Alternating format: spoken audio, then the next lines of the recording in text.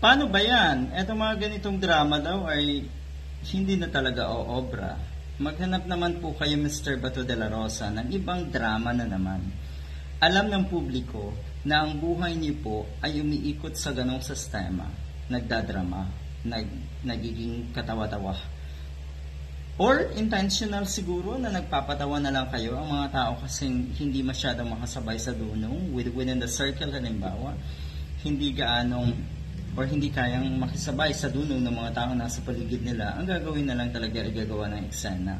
At yun yung mga choices ni Mr. Bato de la Rosa. Magpapaawa, magpapa-victim, o kaya ay mag-joke, magpapatawa, ganyan. Ganyan po ang tipo ng mga senador na alam nila na sila ay inferior pagdating nga sa dunong at kaalaman.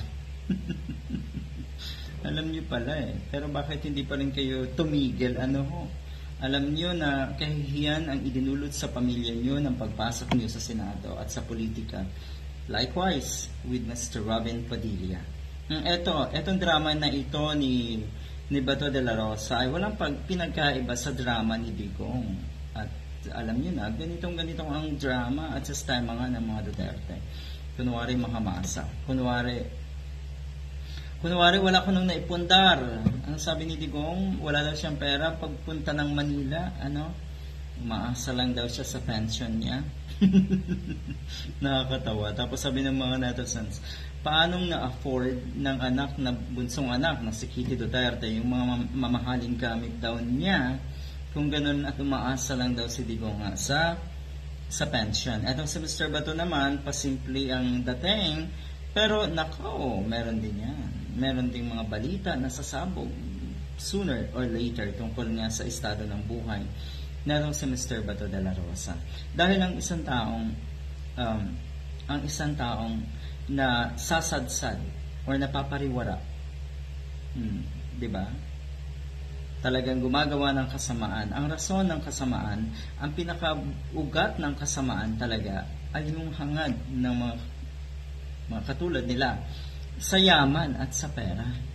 Hindi ka naman talaga darating sa punto na ikaw ay gagawa ng illegal at kasamaan. Kung simpleng buhay lang at may satisfaction ka sa iyong estado. Pero yun talaga ang ugat yung intensyon, yung personal na hangarin para ikaw ay magkamal ng yaman, spectacular wealth. Alam niyo na. Yan. Ito daw, inabot ng pag-surrender ng overwork na sapatos daw natin si Mr. Bato de la Rosa. Pero kung nakikita niyo po, napakamamahali ng mga relos, napakamamahali ng mga iba pang klaseng sapatos natin si Bato. Maniwala naman po kayo talaga, na hindi niyo, or etong sitwasyong ito ay na-overlook niyo at hindi niyo nalaman na yung sapatos niyo po pala ay luma na. Talaga lang. Dapat talaga lifestyle check etong mga ganito Dahil sila yung mga nagkukunwari na mga simple, pero kung tutuusin, sa likod ng kuno ay kasimplihan na ipinapakita sa publiko, mga epokrito, ang totoong mga epokrito ay katulad nila. Dahil ang totoo nga, uso yan sa Davao, napakasimple daw ng mga Duterte, pero mansion, ang mga bahay na itong mga anak, na itong si Digong, yun. Ayan, hinihingi daw ito ng Mr. Robin Padilla dahil gusto daw niyang gawing remembrance. Hindi daw niya nga ito ibinigay na si Mr. Bato de la Rosa dahil ipapagawa pa daw niya ito. Talaga daw pala na itong si Mr. Bato de la Rosa ay kuripot din. Good luck.